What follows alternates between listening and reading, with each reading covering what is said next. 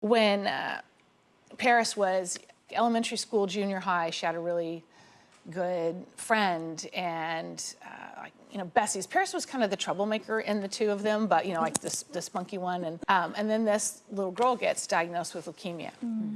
But she was in our life, and she was going through treatments, and came out of remission, or went into remission, and things were going great. And then it was freshman year of high school or the end of junior high, she relapsed again, and it just was brutal. And they're doing bone marrow transplants, and they found the donor, and she sort of came back. But Paris is learning to pray and really believe God for a miracle in her friend, and but then she just kept getting sicker and sicker. And Paris is in the hospital with her, taking her on wheelies down the aisles, and then we get the call that no parent wants to give or get that her friend passed away as a 14-year-old, 15-year-old, and Paris was devastated. I mean, it was just we'd never dealt with something like this, and from that.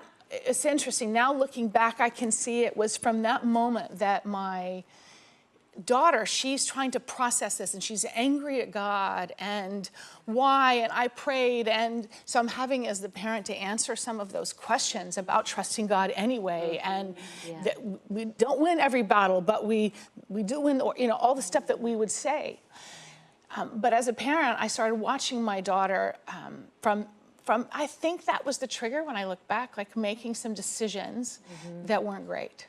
It's as if she felt like she had to get as much life in. Wow. Yeah. Right? Had to do as much as she could because, who knew what would happen. And I remember, so she's now 17, a few years down the road, and I'm just, some of the decisions are not great. And 18, and I remember going in my little office and shutting the door and, falling on my knees and just praying for her as we do for our kids, and just like praying God. And this is when I felt the Spirit of God say to me, will you trust me with her?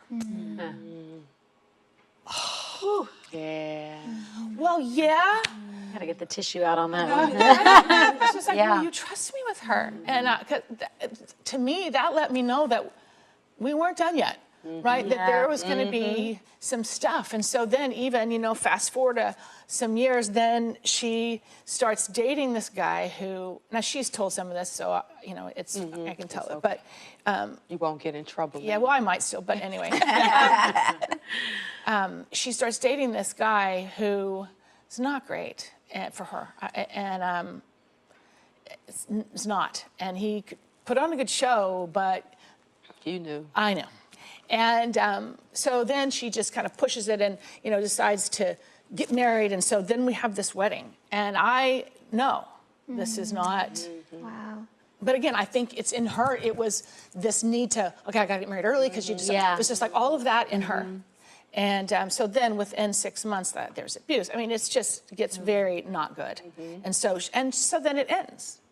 And again, I'm praying for my daughter, right? And God's saying, will you trust me with her? I'm like, oh.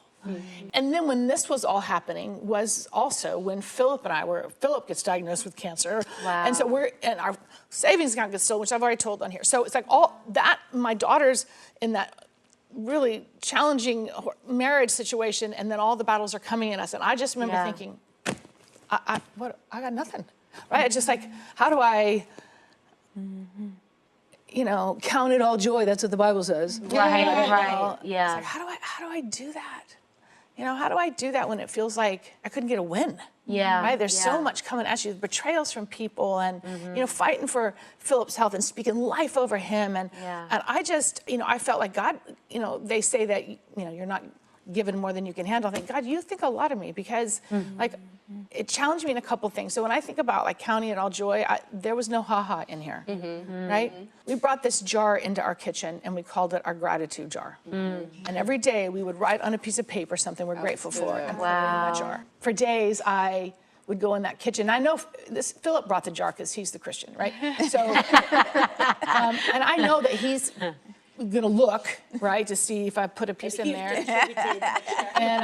And so for days, all I could write on there was coffee. I was just like, Are you grateful for coffee? well, aren't you? Hey, yes, I am. Were you grateful this morning? I was grateful for my coffee. Right? And so that's, I mean, so you just have to start somewhere, right? So I was grateful for coffee. And then, then I was grateful for my home, and then my health, and then freedom, then my daughter's future. It's like, so then it became like, but for me, that's how I got out of it. Yeah.